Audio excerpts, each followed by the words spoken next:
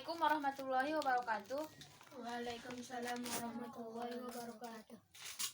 Di sini kita akan menyambung materi kita pada pagi hari ini. Sebelum kita masuk ke materi, Ibu absen dulu. Arinil, Hadir, Bu. Dawani, Hadir, Bu. alhamdulillah hadir semua. Materi kita hari ini yaitu kunci determinasi dan kladogram. Identifikasi makhluk hidup adalah proses untuk menentukan nama makhluk hidup kemudian menempatkannya dalam kelompok yang tepat. Langkah pertama dalam identifikasi adalah mempelajari makhluk hidup yang harus kita kenal dengan sebaik-baiknya. Semua sifat morfologi seperti bentuk, ukuran, dan permukaan serta anatomi perlu diketahui dengan lengkap. Yang pertama, kunci determinasi. Kunci determinasi adalah kunci analisis yang menggunakan ciri taksonomi yang saling berlawanan. Tiap langkah dalam kunci tersebut dinamakan kuplet yang terdiri dari dua pernyataan yang saling berlawanan sehingga disebut kunci dikotomis. Yang kedua, kladogram.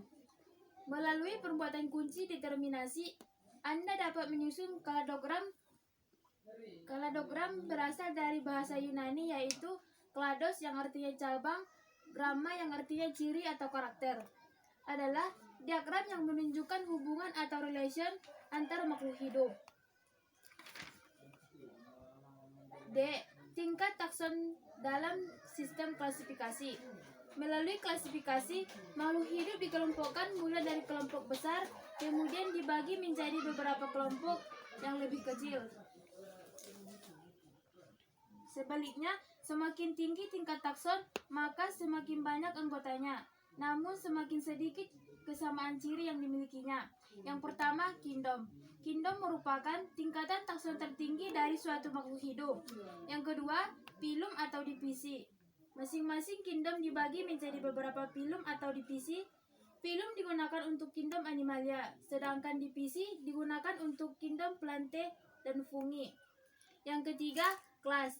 Setiap phylum atau divisi dibagi menjadi takson yang lebih rendah yang disebut kelas.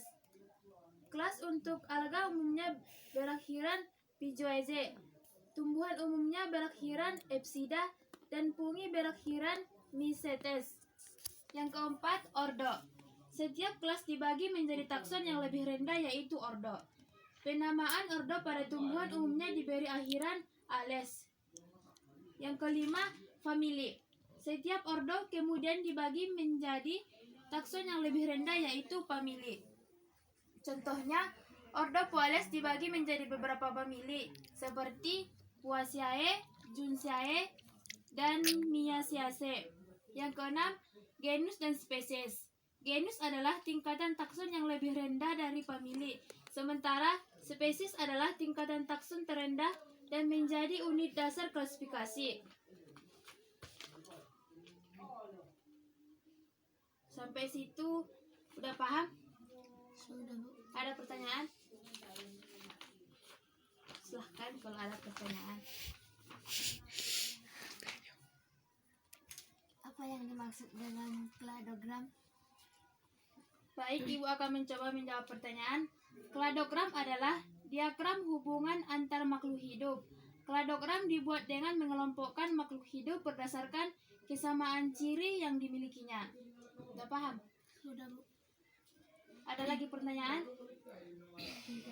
Kalau tidak ada, Ibu yang akan bertanya. Coba sebutkan tingkatan takson dari yang tertinggi ke yang terendah. Saya, Bu. Tingkatan takson tertinggi ke terendah adalah kingdom, divisi, kelas, ordo, famili, genus, dan spesies. Ya, benar. Kalau tidak ada lagi pertanyaan, Ibu akan menutup pelajaran kita pada pagi hari ini. Kalau ada kekurangan, Ibu mohon maaf. Wabillahi taufiq wal hidayah. Wassalamualaikum warahmatullahi wabarakatuh. Waalaikumsalam warahmatullahi wabarakatuh.